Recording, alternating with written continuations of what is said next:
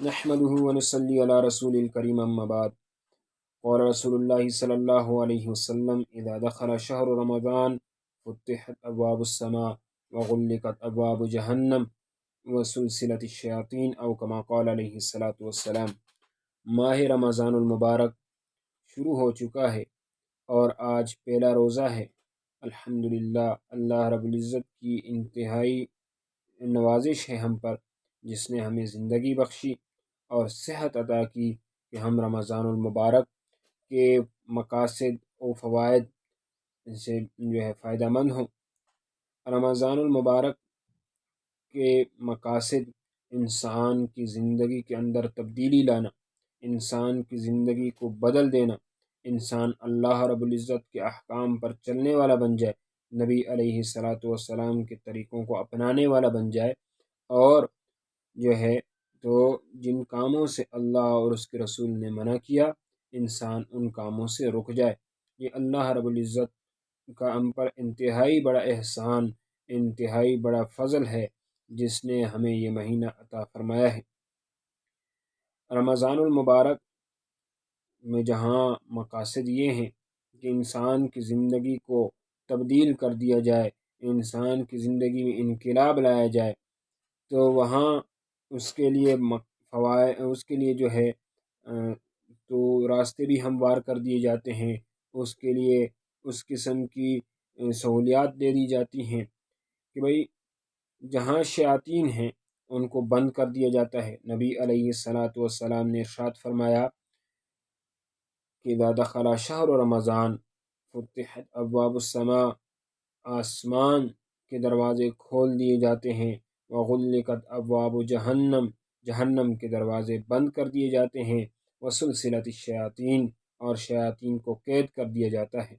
یعنی گمراہ کرنے والے جو شیاطین ہیں، جو انسان کو اللہ رب العزت کے احکام سے روکتے ہیں، طرح طرح کے ہیلے حوالے انسانوں کے ذہنوں کے اندر ڈال ڈال کر، اور طرح طرح کی مصروفیات انسانوں کے ذہنوں کے اندر ڈال ڈال کر انسان کو اللہ کے احکام سے روک دیتے ہیں، آج ان کو قید کر دیا گیا اور ان کو بند کر دیا گیا.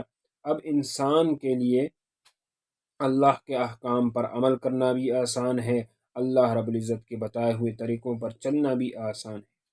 لیکن اس کے باوجود ہم دیکھتے ہیں کہ بہت سارے لوگ، بہت سارے انسان سے بہت ساری خطائیں ہو جاتی ہیں، غلطیاں ہو جاتی ہیں انسان سے. اس کی وجہ کیا ہے؟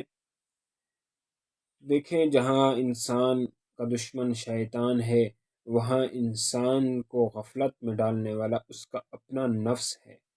نفس انسان کو غفلت میں ڈال دیتا ہے، کیونکہ نفس چاہتا ہے سہولت ہو، آسانی ہو، آرام ہو، کسی بھی قسم کی کوئی مشقت برداشت نہ کرنی پڑے.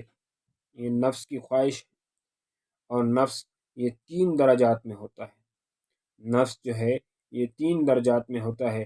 سب سے پہلا درجہ نفس امارہ، سب سے برا نفس، جو صرف اور صرف انسان کو برائی کی طرف دعوت دیتا ہے، برائی کی طرف بلاتا ہے، اس کا اور کوئی کام نہیں، بالکل تو انسان کو ہر وقت برائی اور گناہوں کے اندر یہ خوش رہتا ہے.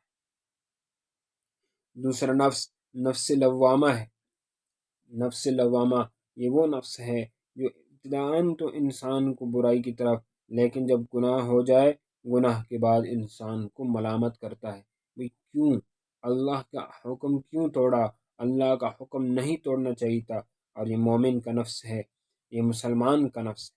اور اس سے اعلیٰ درجے کا نفس نفس مطمئنہ، کہ اب یہ نفس اس حالت میں پہنچ چکا ہے کہ یہ انسان کو نیکیوں کی طرف راغب رکھتا ہے، نیکی میں رکاوٹ نہیں بنتا، نیکی میں کسی قسم کی روک ٹھوک اس کی طرف سے نہیں. ماہ رمضان کا مقصد بھی یہی ہے، ہم اتنی محنت کریں، ہمارا نفس نفس مطمئنہ بن جائے، ہمارا نفس ہمارا دوست بن جائے، ہمارا نفس ہمارے لیے مشکلات کھڑی کرنے والا نہ بنے، ہمارا نفس ہمیں اعمال صالح سے روکنے والا نہ بنے. ہمارا نفس ایسا ہو کہ جو ہر وقت ہر دائم تو نیکی کے لیے تیار ہو، نیکی کے لیے وہ جو ہے بالکل تیار اور چوکنا ہو۔ گناہوں سے بچنے میں ہمارا معاون ہو۔ ہمارے استاد جی کہتے تھے بھائی دشمن دو ہیں، ایک شیطان اور ایک نفس، اور نفس جو ہے یہ گھر کا دشمن ہے، اور گھر کے دشمن پر انسان قابو پا لے تو باہر کے دشمنوں سے مقابلہ کرنا آسان ہو جاتا ہے۔ باہر کے دشمنوں سے مقابلہ کرنا انسان کے لیے بہت ہی آسان ہو جاتا ہے۔ تو اس لیے ہمیں چاہیے ہم اپنے نفس کو قابو میں لائیں اور اس نفس کو ہم جو ہے تو اپنا دوست بنا لیں۔ تو اس کے لیے محنت کرنی ہے۔ رمضان المبارک کا مہینہ، یہ مبارک مہینہ ہم سے ضائع نہ ہو جائے، یہ مبارک مہینہ ہمارے ہاتھوں سے نکل نہ جائے۔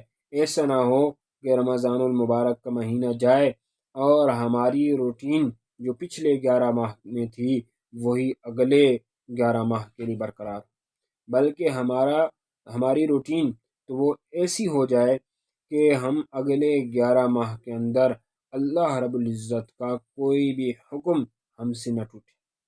نفس کے ساتھ اس معاملے میں مجاہدہ کرنا ہے، اس جو ہے معاملے میں اس کو راہ راست پر لانا ہے، اس کو درست کرنا ہے۔ اس کا کیا طریقہ کار ہے؟ اس کا طریقہ کار یہ ہے ہم اپنی ایک روٹین بنا لیں، ڈیلی، کہ بھائی تلاوت کا ایک وقت ہو، تسبیحات کا ایک وقت ہو، نوافل کی پابندی ہو، اوابین، چاشت، تہجد، اشراق، جتنے بھی نوافل ہیں، تحیۃ الوضو، تحیۃ المسجد، سب کی ہم پابندی کریں۔ اس ماہ کے اندر ہم ان سب کی جو ہے پابندی کریں۔ اس طور پر یہ نفس ہمارا دوست بن جائے گا، ہمارا نفس ہمارے کہنے ماننے پر آ جائے گا۔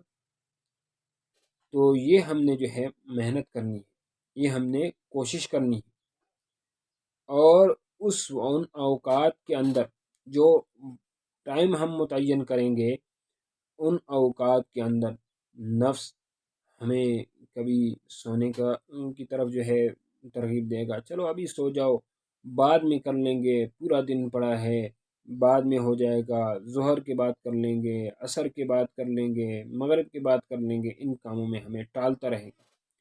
لیکن ہم نے مجاہدہ کرنا ہے، اور ہم نے جو وقت متعین جس کام کے لیے کیا ہے اسی وقت میں اس کام کو کرنا ہے، تب جا کر یہ نفس جو ہے تو سیدھے راستے پر آئے گا۔ لیکن اگر ہم نفس کی کہا مانیں، تلاوت کا وقت ہو گیا اور ہم موبائل کے اندر لگ گئے، تلاوت کا وقت ہو گیا اور ہم جو ہے تو بستر میں سو گئے، تلاوت کا وقت ہو گیا اور ہم اس وقت میں ٹیلی فون کالز پر لگ گئے اور ایک دوسرے سے گپ شپ لگانی شروع کر دی، تو اس صورت کے اندر جو مقصد رمضان ہے وہ مقصد ہمیں حاصل نہیں ہوگا۔ اس لیے ہمیں موقع دیا گیا ہے، ہمیں ایک بہت بڑا موقع فراہم کیا گیا ہے۔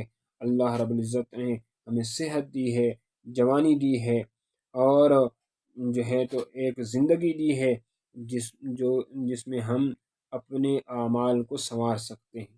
اس لیے سب حضرات سے گزارش ہے کہ بھئی جو رمضان المبارک ہے اس کی مقاصد کہ ہماری زندگی تبدیل ہو جائے، ایسی ہو جائے کہ ہم اللہ رب العزت کے احکامات پر چلنے والے بن جائیں، اور ان احکامات کو نبی پاک صلی اللہ علیہ وسلم کے طریقہ کار کے مطابق پورا کرنے والے بن جائیں، ایسی ہماری زندگی بن جائے۔